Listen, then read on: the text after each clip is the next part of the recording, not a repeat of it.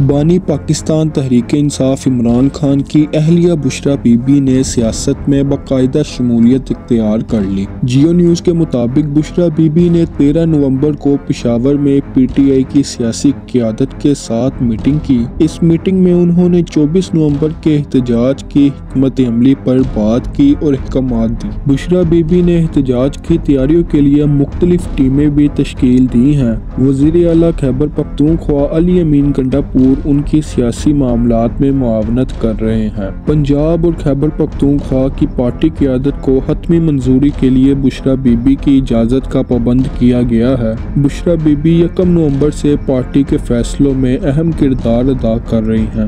P T I رہنما صنم جاوید نے دعویٰ کیا ہے کہ سابق وزیر صحت یاسمین راشد کو نواز شریف کے خلاف کیس واپس لینے پر رہائی کی آفر کی گئی تھی۔ صنم جاوید نے ایک پوڈ کاسٹ میں کہا کہ جیل میں پی ٹی آئی رہنماؤں کو رہائی کے بدلے مختلف آفرز دی گئیں۔ یاسمین راشد کو خاص طور پر یہ پیشکش کی گئی کہ اگر وہ نواز شریف کی انتخابی جیت کو تسلیم کریں اور درخواست واپس لیں تو انہیں رہا کر دیا جائے گا۔ تاہم یاسمین راشد نے اس آفر کو قبول کرنے سے انکار کر دیا۔ صنم جاوید نے مزید کہا کہ انتخابات کے موقع پر کاغذات نامزدگی جمع کرانے پر انہیں یاسمین راشد اور عالیہ حمزہ کو ڈرایا گیا اور کہا گیا کہ الیکشن لڑنے کی صورت میں ان کی مشکلات میں اضافہ کر دیا جائے گا۔